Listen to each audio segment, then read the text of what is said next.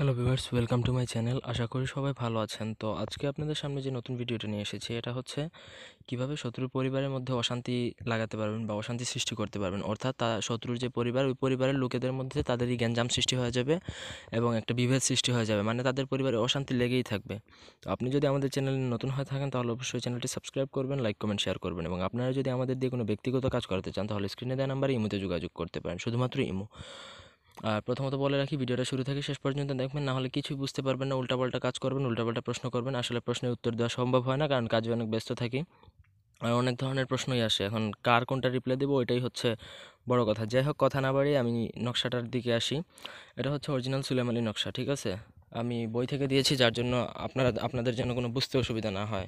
এটা হচ্ছে অরিজিনাল সুলেমানি নকশা, অর্থাৎ সুলেমান নবীর যে সুলেমানি অরিজিনাল বুক যেটা, সেটার নকশা। যাই হোক, আপনার নকশাটা যেভাবে আছে ঠিক ওইভাবে আপনি ছবি তুলে নেবেন বা স্ক্রিনশট নিয়ে নেবেন। তারপরে এই নকশা দ্বারাই মেইন কাজ। তো এটা লেখার জন্য আপনাকে শনি বা মঙ্গলবার দিন যে কোনো শ্মশান বা কবরস্থানে বসে হাঁটুর উপর আপনি কোনো কাগজ রেখে, কাগজে বা ভূজপত্রে রেখে হাঁটুর উপর, বাম হাঁটুর উপর রেখে ওটা আপনার লিখতে হবে। যেভাবে বলছে ঠিক ওইভাবে, আদার্স কোনো নিয়ম হবে না, উল্টাপাল্টা প্রশ্ন করে লাভ নেই। তো যেভাবে আছে ঠিক ওইভাবে সাদা কাগজে লাল কলম দিয়ে লিখলে হবে, ভূজপত্রের মধ্যে লাল কলম দিয়ে জাফরান কালি দিয়ে যে কোনো কালি দিয়ে লিখলেও হবে, সমস্যা নেই। তবে শনি বা মঙ্গলবার দিনে আপনার লিখতে হবে সেটা হচ্ছে শ্মশান বা কবরস্থানে গিয়ে বাম হাঁটুর উপর ওই কাগজটা বা পেপারটা রেখে তারপর লিখবেন। তারপর যে শত্রু, আপনার যে শত্রুর নাম, তার নাম, ছেলে হলে তার বাবার নাম, এবং মেয়ে যদি হয়ে থাকে সে, তাহলে তার মায়ের নাম লিখবেন। এটা যখন লেখা শেষ হবে তখন আপনার মানে মোটামুটি কাজ শেষ। তো তারপর মানে নকশার অপর পৃষ্ঠায় লিখলেও হবে। আবার মনে করেন যদি ওটা যদি আপনি নিচেও লেখেন, সো সেক্ষেত্রেও হবে, প্রবলেম নাই।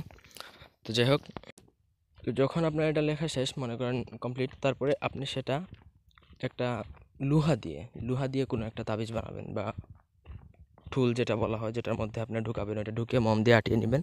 তারপরে সেটা কোনোভাবে শত্রুর ঘর বা তার ঘরের আশপাশ বা এরিয়াতে আপনি কোনোভাবে সেটা পুঁতে দিতে হবে। তবে ঘর হলে সব থেকে বেস্ট হয়, বা ঘরের এরিয়াতে, যেটা এরিয়াতে যদি হয় তাহলে ওটা বেস্ট। ওটা যদি করতে পারেন বেশ, ওইখানে রেখে দিলেন, আর আলাদা করে কিছু করার দরকার নেই, বেশ। এটা করার ফলে যে জিন্নাতটা চালান হবে, সেই জিন্নাতের কাজ হয়ে যাবে ওই ফ্যামিলির মধ্যে অশান্তি সৃষ্টি করা, মানে ওদের মধ্যে গ্যাঞ্জাম কেচাল, বিবাদ বিরোধ, মারামারি, খুনাখুনি সবসময় লাগিয়ে রাখবে। তো আশা করি কারো কোনো কিছু বুঝতে অসুবিধা নেই। এই ছিল আজকের ভিডিওটি ভালো লাগলে লাইক দিবেন, কমেন্ট শেয়ার এবং সাবস্ক্রাইব করবেন, অনুমতির জন্য কমেন্ট করবেন।